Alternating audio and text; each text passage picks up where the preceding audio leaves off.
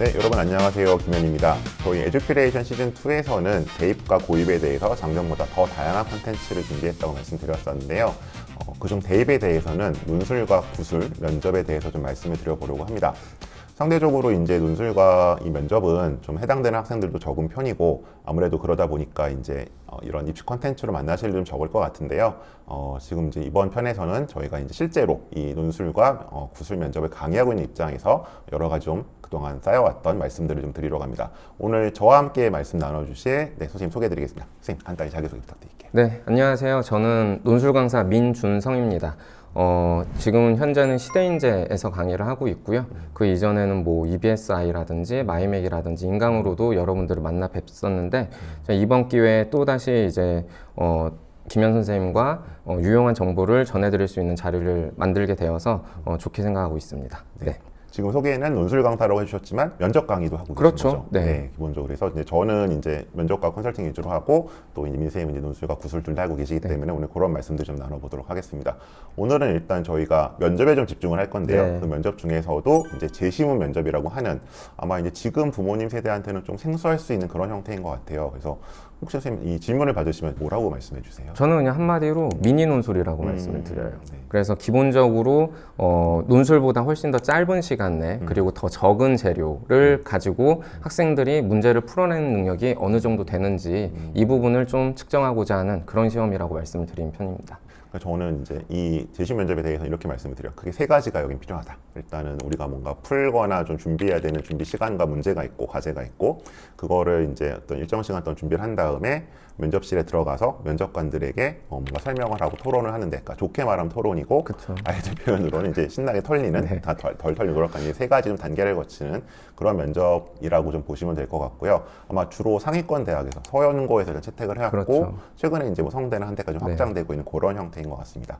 근데 이제 오늘 아마 그들 면접 중에서도 저희가 상대적으로 이제 인문계 쪽을 가르치고 있기 때문에 일단은 문과 중심으로 조금 말씀을 드릴 것 같아요. 네.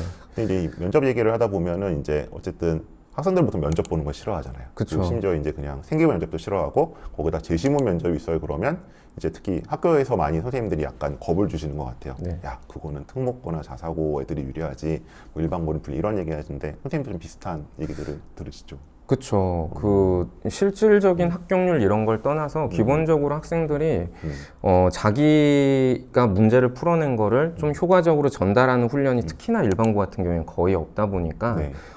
약간의 공포심을 가지고 있다 이렇게 보여지는 것 같아요. 네. 그래서 이제 저는 이런 질문 받았을 때 이제 몇 년 전까지 약간 경험적으로 봤을 때 뭐 아무래도 특목고나 자사고 애들이 발표할 기회도 많고 토론형 수업도 많아서 유리한 것 같아요 말씀드렸었는데 최근엔 제가 좀 어쨌든 자료를 하나 찾아서 좀 말씀드리는 편이에요. 그래서 이제 어떤 자료냐면 이제 베리타스 알파라고 하는 이제 인터넷 교육 전문 매체인데 여기서 좀 재밌는 자료를 몇 년 전부터 공개를 하더라고요. 그래서 이제 보게 되면은 이 자료에서 일단 서울대 1단계 합격자 숫자가 있고 고등학교별로 그다음에 2단계 합격자 수가 나와요. 근데 서울대 같은 경우는 이제 2배수를 1단계에서 뽑으니까 어쨌든 평균 50%는 합격을 하는 거잖아요. 그죠? 그쵸. 근데 이 합격률을 봤더니 이제 소위 말해서 입시 실적이 좋다고 하는 뭐 전사고, 특목고 이런 데는 보통 한 70~80%가 합격률이 나오고 상대적으로 이제 일반고라든가 특히 좀 이제 애매한 위치에 있는 광역자사고 이런 데는 이제 한 30~40%밖에 합격을 못하는 이런 경향성을 보여서 실제로 이제 저희가 경험적으로 현재 느꼈던 아무래도 특목 전사 애들이 좀 낮구나라고 했던 것들이 그냥 데이터로 약간 증명되고 있는 그런 경향들이 조금은 나타나고 있는 것 같습니다. 그러면은 일반고 학생들 같은 경우에는 아무래도 지금 객관적으로 합격률이 좀 낮게 나타나고 있잖아요. 그러면 이거를 준비해도 되는 건지 내지는 그렇다면 준비를 해야 된다면 언제부터 준비를 해야 되는지. 제가 거의 이쪽 강사 경력이 10년이 넘었으니까 많이 말씀드렸던 거는 뭐 최소한 그 학생 개인에 따라서는 이제 일찍 좀 준비 시작하면 좋겠다는 말씀을 드리는 편인데 네. 그냥 이제 대충 전반적인 트렌드를 보면 최근엔 좀 준비 시작 시기가 늦어진 것 같아요. 더 늦어졌죠. 그래서 네. 이제 보통은 이제 3학년 1학기 내신이 나오고 원서를 이제 쓰려고 하는 여름 방학 때부터 네. 제 생각에는 절반 이상이 그때 네, 들어오는 네, 것 같고요. 예. 그 다음에 이제 많은 숫자가 진입을 하는 거는 이제 좀 빨리 시작하는 경우가 2학년 끝나는 겨울방학, 3학년 네, 올라오는 겨울방학. 네. 사실 예전에는 그러니까 코로나 전반에 그때 시작하는 게 기본을 생각했었는데 맞아요. 요새 좀 많이 늦어졌어요. 한 50에서 네. 60% 정도 맞아요. 그때 네. 시작을 그래서 했었죠. 요새는 아마 이제 정시도 좀 늘어나고 네. 수능 체조 세지다 보니 그런 게 있는 것 같고 그 다음에 이제 버티다가 이제 원서 쓰고 그때서 이제 들어온 친구들이 한 나머지 한 4분의 1인 것 같고 네. 대치동에는 많지 않지만 이제 1단계 붙고 저 1단계 붙을 줄 몰랐어요부터 시작을 해서 뭐 수능 공부를 바빠서 이러면서 오는 친구들도 있고 그렇게 크게 시기가 나눠지는 것 같습니다.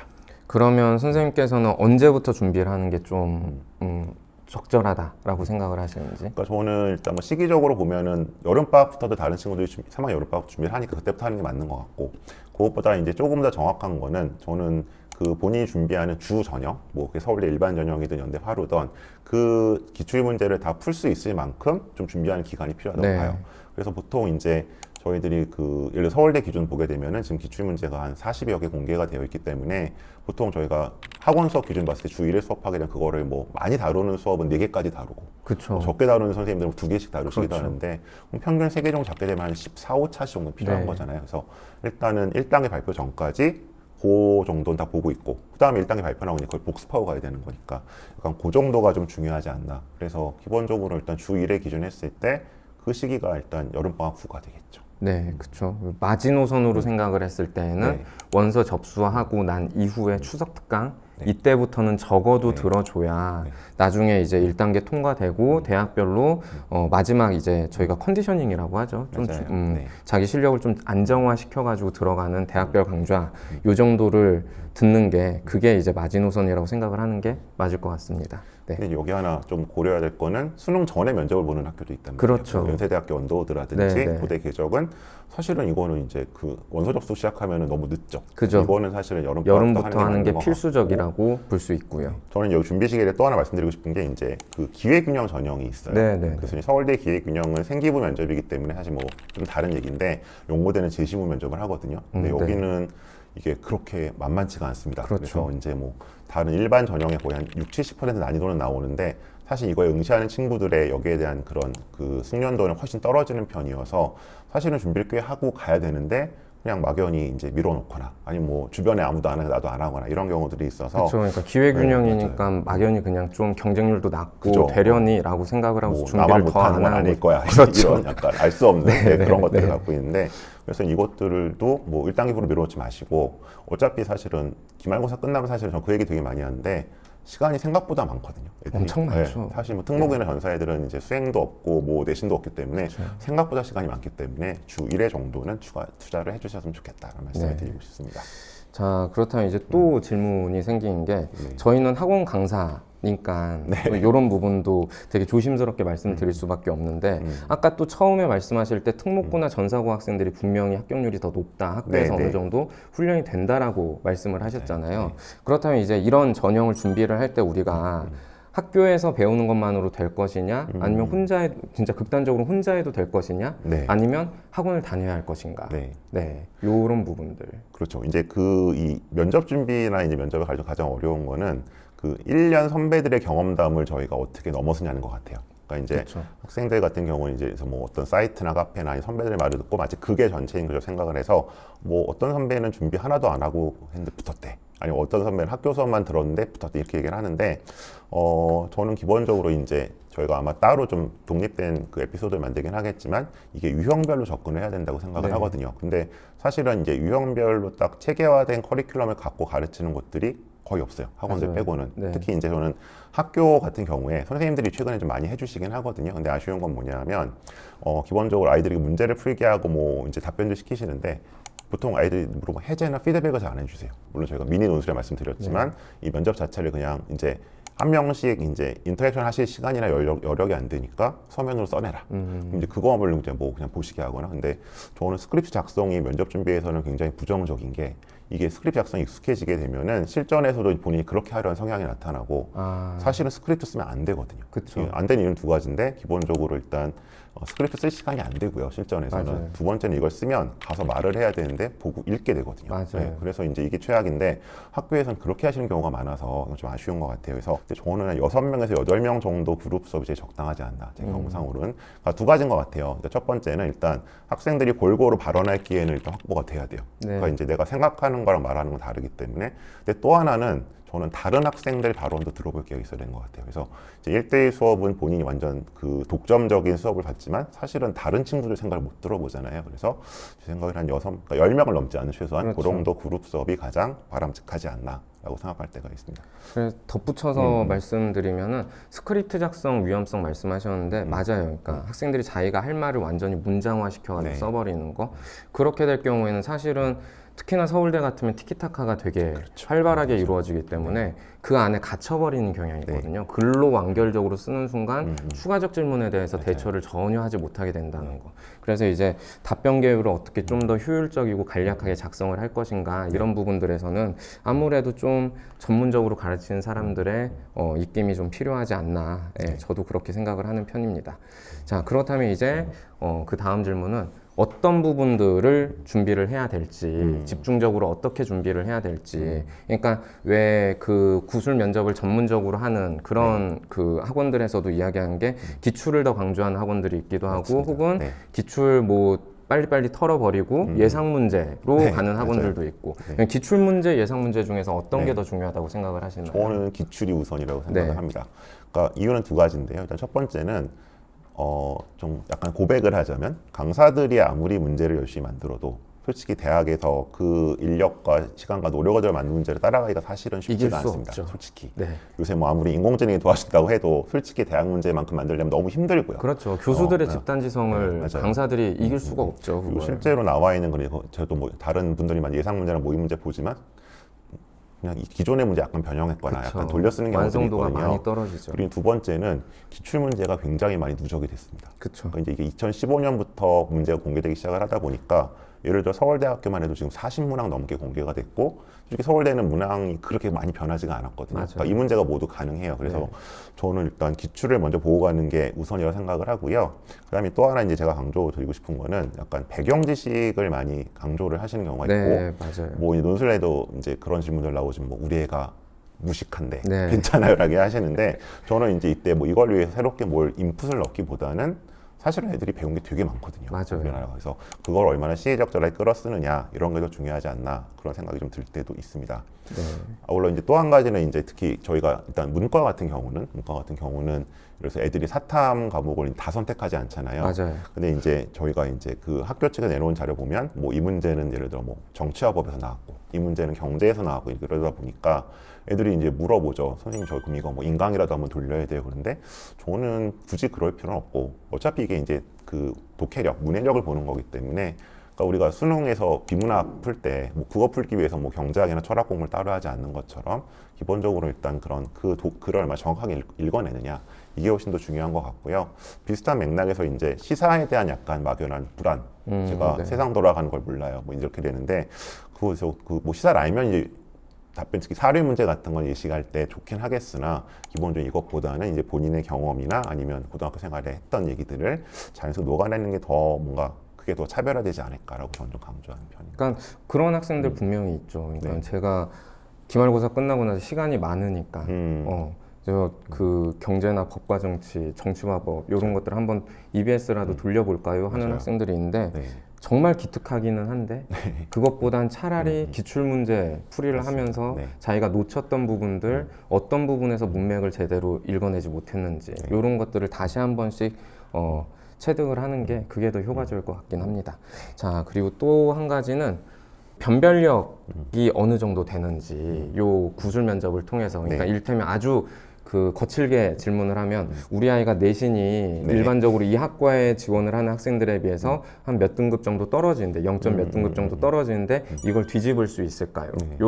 이런 질문에 대해서 어떻게 생각을 하시나요? 그죠. 그래서 이제 뭐 면접 후기 중에서도 보면 뭐 저는 이번에 면접에서 뒤집은 것 같아요. 이제 이런 소개도 나오고 뭐 면접 때문에 떨어진 것 같아요 나오는데 일단 여기서 이제 제가 하나 말씀드릴 거는 결론적으로 보면 이제 우리가 서연고 이제 특히 인문계를 놓고 문과를 놓고 봤을 때는 저는 서울대는 사실상 면접에서 많이 좌우가 결국 되는 것 같고요. 맞아요. 그게 네. 있고 그 다음에 이제 좀 고대 궤적이 또 그 다음에 면접 변별력이 있고 네. 상대적으로 이제 저희가 체감으로 느끼는 거는 연대는 면접 변별력이 상당히 좀 작은 것 같아요. 오히려 교과가 좀 많이 네, 좌우가 오히려 하죠. 이제 내신을 또 네. 좀 보는 경향이 있고, 근데 네. 이거는 이제 제가 여기서 하나 짚고 넘어갈 거는 이제 뭐 어떤 면접에도 마찬가지인데, 거기 반영 비율이 이제 요강에 써 있잖아요. 그쵸. 예를 들면 서울대는 50%, 네.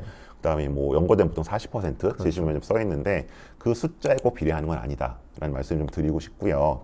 그래서 이제 제가 말씀드리는 건 이제 서울대 같은 경우는 2배수를 뽑아놨는데 사실 어쨌든 서울대니까 얘네들이 굉장히 종이 한 장 차이도 사실 안 나는 애들이잖아요. 비슷비슷하죠. 그래서 사실상 저는 거의 이제 뭐 일부 비인기학과를 빼면 제로 베이스다, 면접이 좌우한다라고 말씀을 네, 드리는 네. 편이고, 특히 이제 사회과학 쪽은 또 수학이 많이 좌우한다고 그렇죠. 얘기들을 하죠, 저희가 네. 경험적으로.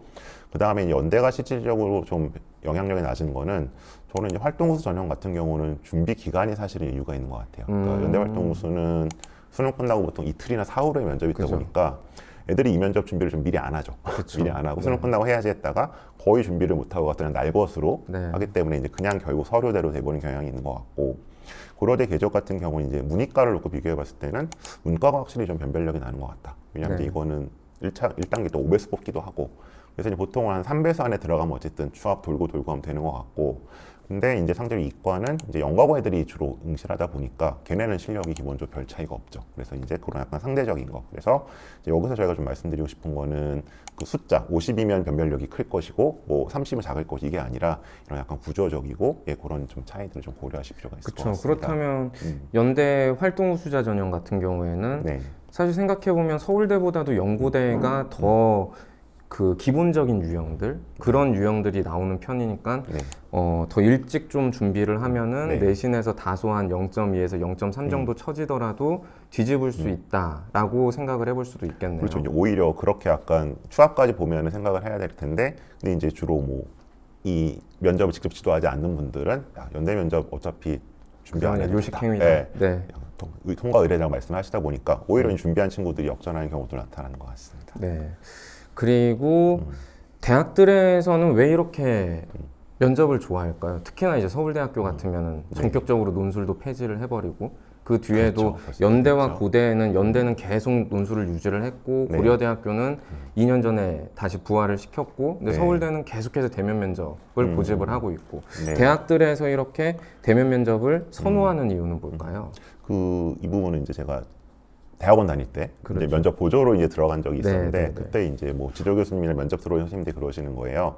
야, 애들 한 10분 얘기해 보면 다 알아. 그래서 솔직히 그때는 제가 그 얘기를 이해를 못했어요. 어떻게 사람을 10분 말 알아? 근데 제가 이걸 지도하면서 하다 보니까 정말 저도 그걸 조금씩 깨달아가고 있거든요. 그러니까 예를 들어 논술은 사실은 굉장히 트레이닝이 잘 되고, 그리고 이제 그게 약간 변수가 없잖아요. 내가 그죠. 배운 대로 가서 적어내게 되면은 채점을 받는 거니까, 특히 이제 그게 좀 상당히 변수가 적은데, 이 면접은 기본적으로 인터액션이기 때문에 교수와 면접 간의 그런 그 면접자의 인터액션을 보니까 좀 변수도 많은 것 같고, 그래서 이제 기본적으로 이제 저희가 좀 하나 알고 가야 되는 건, 일단 서울대랑 연고대가 다 재시험 면접이지만 기본적인 지향성이 완전히 다른 것 같아요. 그러니까 서울대는 어떻게 보면 약간 부치런의 면접이고요. 얘를 최대한 좀 알아내서 뭔가 말할 수 있게 기회를 줘서, 그래서 이제 사실 처음 주는 문제는 상대적으로 쉽거든요. 그때 이제 거기 추가 질문이 이제 관건이 되는 거고, 연고대 같은 경우는 반대로 이제 약간 어떻게 보면 약간 떨어뜨리려는, 걸러내려는 그런 면접이기 때문에, 그래서 이제 이 대인 면접을 통해서 이제 그 학생들이 변별할 수 있다고 생각하다 보니까 계속 고집을 하는 것 같고, 또 상대적으로 보면 이제 지금 예를 들어 연대 교과 전형이나 고대 교과 전형 면접이 없어졌거든요. 이건 상대적으로 어쨌든 아이들이 거기서 그만큼 변별이 좀 안 된다는 판단이 그렇죠. 있고, 네. 그런 게 좀 있는 것 같아요. 그래서 어쨌든 이제 그 학교에 대학에서 이제 쭉 그 교수님들과 있었던 생각에서 보면 대학은 어쨌든 아이들을 좀 직접 보고 싶어하는 것 같아요. 가능한 그게 네. 면접의 장점, 어떤 목적인 것 같습니다. 네, 추가 질문 이야기 나와서 제가 생각나는 에피소드 하나를 좀 추가를 해보면 네. 제가 가르쳤던 학생인데 서울대학교 면접에 가서 서울대학교는 특히나 상호작용이 좀 활발하잖아요. 그렇죠. 네. 네. 추가 질문 17번을 받았다는 거예요. 네. 그래서 면접 끝나고 저한테 울면서 전화를 했어요. 선생님 망했다고. 자기 이제 끝난 것 같다. 그래서 왜 그러니? 라고 했더니 17번을 받았대요. 그때 이제 제가 들었던 생각은 야, 그걸 17번을 세고 있었으면 얘도 보통이 아니고 그러게요. 너는 그 왠지 와중에. 될 것 같아 라고 제가 얘기를 했고 실제로 그 학생이 장학금 받고 들어갔거든요. 네. 네. 그러니까 그 부분을 생각을 해야 될 것 같아요. 학생들의 경우에 가끔씩 이제 가르치다 보면은 왜 선생님도 느끼실 거예요. 네. 싸우려고 하는 애들. 맞아요. 추가 질문했을 때 뭐 되게 방어적이고 나를 공격한다고 그렇죠. 생각하는 거죠. 오히려 방어적이다 보니까 더 공격적으로 나아가는 애들이 네. 있는데 선생님들께서 추가 질문을 하셨을 땐 그거는 공격, 비판이 아니라 보완이라고 생각을 하고 그쪽으로 잘 끌려가는 게 그게 훨씬 더 좋은 인상을 남길 수 있다는 거. 이 부분도 조금 덧붙여 말씀드리면 도움이 될 것 같습니다. 그리고 이제 좀 작은 질문들인데 이제 아무래도 저희가 말로 하는 이런 시험이다 네. 보니까 말을 잘해야 되는 거 아닌가. 네. 우리 아이는 진짜 너무 눌변인데 이런 맞아요. 경우는 어떻게 해야 되나? 스피치 학원이라도 좀 보내야 그렇죠. 되는가? 이런 질문들도 가끔씩 하시거든요. 네. 그래서 저는 이제 사실 뭐 재시문 면접이든 생기 면접이든 스피치 학원을 가는 거는 그렇게 주된 해결법은 아니라고 말씀드려요. 왜냐하면 콘텐츠가 중요한 거죠. 그러니까 기본적으로 이게 아까 하신 것처럼 미디 논술이기 때문에 결국 그 출제자의 의도에 부합하는 콘텐츠를 말을 해줘야 되는 거거든요. 그렇기 때문에 이거를 뭐 아주 능숙하게 말을 하던 약간은 이제 뭐 더듬더듬 말을 하든 그건 크게 상관없는 것 같고요. 기본적으로는. 그 다음에 이제 여기서 또 하나 좀 파생시켜서 얘기를 하자면 기본적으로 이제 보통 이제 이 면접을 보고 왔는데 그래서 이제 특히 이제 문과 같은 경우에는 약간 그 학교에서 무슨 디베이트를 뛰었다거나 토론을 네, 한다거나 네, 말을 네. 잘하던 애들이 있어요. 그렇죠. 그런 애들이 생각보다 떨어지는 일들이 발생을 해요. 맞아요. 특히 이제 그런 애들이 선생님 저 면접 되게 잘 본 것 같아요. 그럼 불안해요. 이게 위험한데.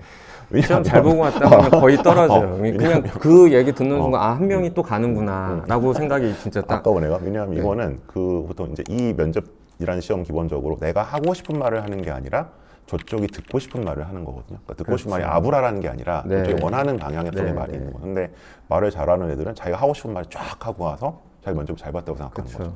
그래서 이제 오히려 그런 친구들이 위험할 수 있고 평소에 오히려 좀 자신감이 없거나 눌변이거나 이런 친구들이 그렇죠. 그냥 착실하게 말하고 네. 와서 붙는 경우가 더 많은 것 같아요. 네네. 그리고 또 이제 그러면 이제 전문 학원에서 배운다라고 했을 때 네. 그 학원들이 표방을 하는 게 또 조금씩 다를 때가 있어요. 그렇죠. 그러다 보니까 이제 한 학원만 다녀야 되는가 내지는 거의 대부분 대치동에서 특히 이제 유명한 특목고 학생들 맞아요. 같은 경우에는 트렌드처럼 네. 다니는 경향이 있다 보니까 네. 거의 한 3군데 이상씩은 다니거든요. 주요 학원에 이렇게 로테이션을 하죠. 네, 그러니까 유명한 3대장 네. 학원들이라든지 네. 이런 데를 전부 다 다니는데 그건 어떻게 생각하세요? 중요한 거는 그 같은 문제를 풀거나 같은 유형을 풀더라도 강사마다 조금씩 이제 스타일의 차이는 있을 수 있거든요. 그렇죠. 그래서 이제 저는 보통 이제 저는 이제 오랫동안 수업을 했으니까 얘가 이제 문제를 했을 때 얘는 왜 이걸 어떤 쌤한테 배웠다? 그럼 왜 이렇게 푸는 거라는 게 짐작이 되는데 그래서 이제 이건 학생들이 그 어떤 전제를 좀 잘 들어야 될 것 같아요. 이거는 이런 맥락에서 이렇게 풀려고 했던 거다. 이거는 이런 전제를 가지고 이렇게 풀려고 했다. 그걸 좀 구분하면서 들을 필요가 있을 것 같아요. 네, 그리고 특히나 이제 또 내신 성적 좋은 학생들이 네. 암기자라고 착실하다 보니까 배운 거를 맞아요. 가지고 이제 다른 문제에 어떻게 응용을 할 것인가를 생각하기보다는 그냥 그걸 마치 그냥 지식처럼 스펀지처럼 맞아요. 흡수를 해버리다 보니까 오히려 응용되지 않고 다른 문제에서 우리가 집중해야 되는 제시문의 포인트는 따로 있는데 예전에 풀었던 문제들을 자꾸 좀 되새김질 하려고 하는 이런 부분들은 좀 주의를 해야 될 것 같아요. 그래서 그 말씀 중에서 이제 하나 떠오르는 게 점점 해가 갈수록 학생들이 이제 면접 끝나고 선생님 그래 답이 뭐예요? 라고 질문을 하는 경우가 되게 많은 거예요. 그래서 근데 사실 이거는 저는 이제 이 면접 특히 제시문에서는 그러니까 오답은 있어도 정답이 있다고 생각하지는 않거든요. 네. 그래서 그러니까 우리는 답을 찾아가는 방법을 가르쳐 주려고 하는데 그렇죠. 자꾸 답이 뭐예요라고 하게 되는 그래서 이제 이런 것들은 조금 지양해야 되지 않을까 그렇죠. 생각도 좀. 그리고 이제 주로 특히나 문과 같은 경우에는 서울대, 연대, 고대가 이 제시문 기반 면접이 강하다 보니까 네. 서울대 걸 준비하면 연고대까지도 모두 다 되는 건가 이런 부분도 질문이 가끔 있거든요. 선생님 혹시 뭐라고 답해 주세요? 그런 부분에 저는 그냥 가감 없이 말씀을 드릴게요. 네. 일단 첫 번째는 분명히 서울대랑 연고대는 좀 달라요. 문제가 질적으로 다르거든요. 유형화를 시킬 수 있다고 하더라도 성격이 네. 좀 다르기 때문에 네. 그래서 일단은 따로 준비를 하는 게 맞다.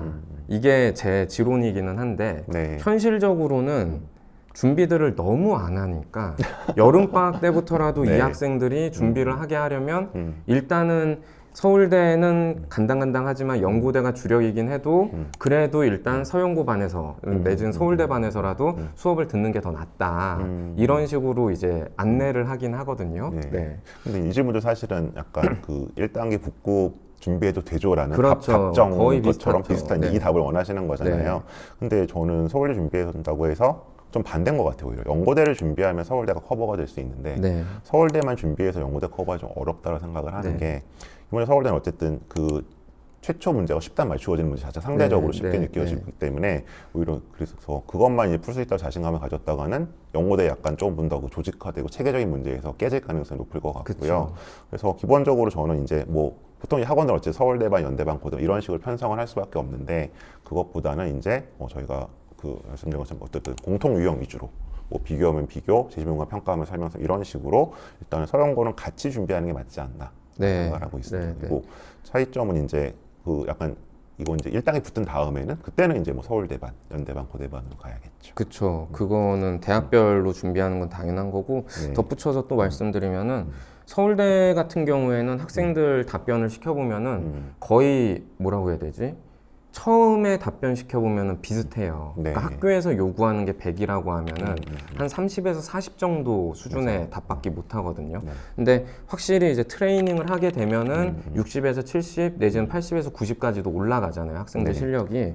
근데 사실 말씀하신 게 연고대를 준비했을 때 오히려 서울대 거에 더 도움이 될 수 있다라는 게 서울대는 발문을 봤을 때 이게 어떤 유형인지는 선명하게 드러나지가 맞아요. 않거든요. 네, 네, 네. 근데 근본적인 유형들로 좀 학습을 하고 서울대 질문에 대해서 답변을 하기 위해서 답변 준비를 해보면은 그러면은 확실히 더 효과적이지 않을까 이런 생각도 좀 해봅니다. 네, 저는 궁금한 거는 얼추 해결이 된 것 같은데 선생님 혹시 또 더 말씀해 주실 내용 있을까요? 면접에 대해서는 이제 지금 뭐 입실이 가까워지신 분들은 어느 정도 좀 인식이 있는데 한 2, 3년 남으신 입장에서는 뭐 면접을 가지고 이렇게 뭔가 유튜브까지 찍어라고 하실 수 있지만 사실은 이게 어쨌든 국영수만큼 이제 정립된 교과로 저희가 존재를 하고 있고 특히 이제 28년 이후에는 어쨌든 면접이 강화되는 방향으로 나가고 있기 그렇죠. 때문에 저희가 아마 그 이후 변화를 다시 한번 말씀드릴 기회가 있을 것 같아서 대학에 가는 마지막 관문이고 이게 기본적으로 그 거의 1차를 합격한 친구들한테 면접에서 떨어지면 사실은 데미지가 굉장히 크거든요. 실제적으로. 그래서 네. 그런 면에서 조금 더 중요성을 인식해 주셨으면 하는 게 제 바람입니다. 늦더라도 원서 네. 접수한 다음부터 네. 그리고 조금 더 착실하게 준비를 한다면 네. 여름부터는 준비를 하는 게 네, 그게 그렇죠. 맞다라고 결론을 내려볼 수 있겠네요. 네, 최소한 3학년이라면 반년 정도는 그렇죠. 투자를 여기 하는 네. 게 맞을 것 같습니다. 네. 네, 여기까지 해서 저희가 그 면접, 특히 이제 제시부 면접과 관련해서 자주 나오는 또 평소 좀 받아왔던 질문들에 대한 내용들을 정리를 해봤습니다. 유용한 시간이셨으면 좋겠고요. 혹시 또 미처 다루지 못한 점이 있으면 댓글로 달아주시면 저희가 확인하고 또 답변을 드리도록 하겠습니다. 네, 이상으로 모두 마치겠습니다. 고맙습니다. 감사합니다.